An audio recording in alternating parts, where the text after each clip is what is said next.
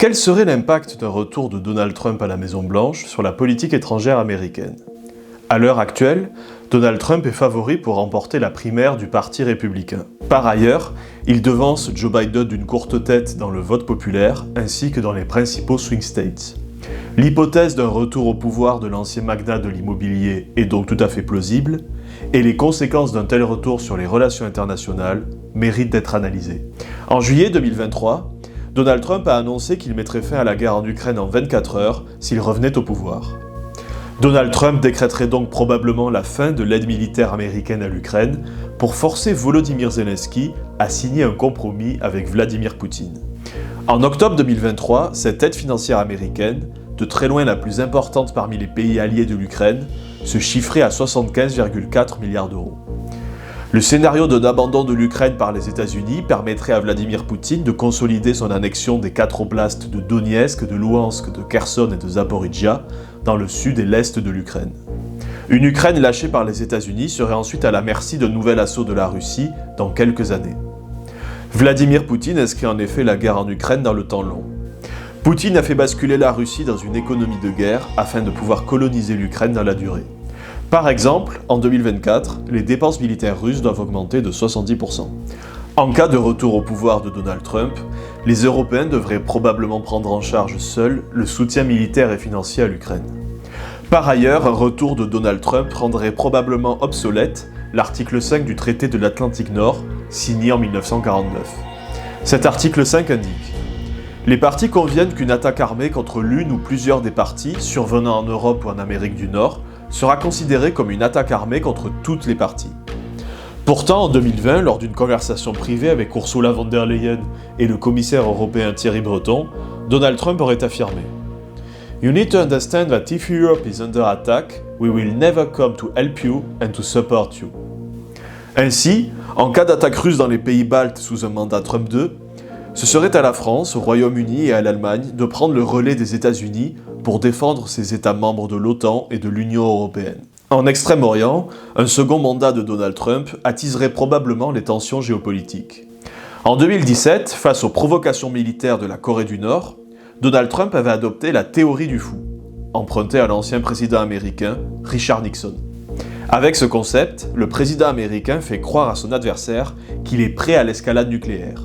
Par ailleurs, il laisse planer un doute sur sa rationalité ainsi que sur son état mental afin de faire réfléchir à 2 fois le pays qui oserait défier les États-Unis. En 1969, Richard Nixon avait utilisé la théorie du fou pour dissuader l'Union soviétique de frapper la Chine communiste avec des armes atomiques. Durant les années 1960, les 2 géants communistes, autrefois alliés, sont en effet devenus ennemis.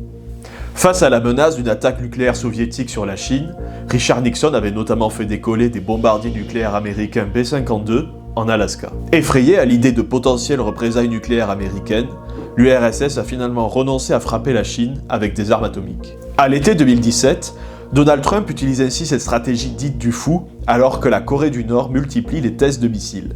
En effet, le président américain agite la menace d'une apocalypse nucléaire pour tenter de faire plier Kim Jong-un. Donald Trump déclare notamment « North Korea best not make any more threat to the United States. They will be met with fire and fury, like the world has never seen. They will be met with fire, fury and frankly power, the likes of which this world has never seen before. » Ces menaces martiales et apocalyptiques s'inscrivent dans la lignée de précédents propos tenus par le président américain Harry Truman. En effet, suite au bombardement nucléaire américain sur la ville japonaise d'Hiroshima le 6 août 1945, Harry Truman avait déclaré « C'est la maîtrise de la puissance fondamentale de l'univers.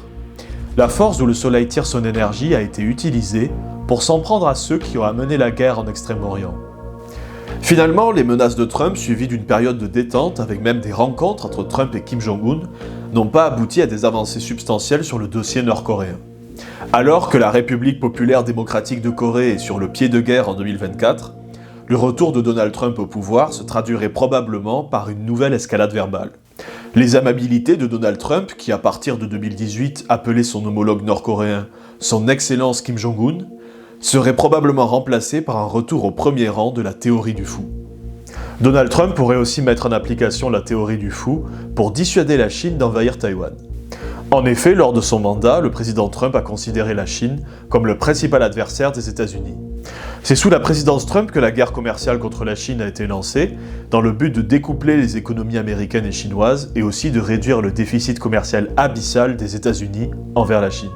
Des experts militaires américains estiment qu'une invasion chinoise de Taïwan serait possible aux alentours de l'an 2027.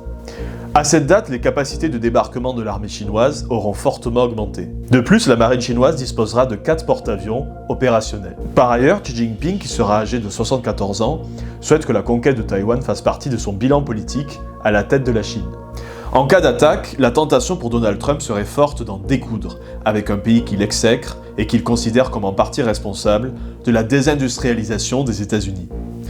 De plus, si les États-Unis d'Amérique renonçaient à défendre Taïwan, ils perdraient leur crédibilité stratégique vis-à-vis de leurs alliés asiatiques.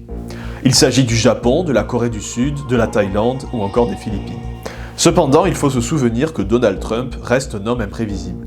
Il pourrait également décider de pousser l'isolationnisme américain à son extrême en ne soutenant pas Taïwan.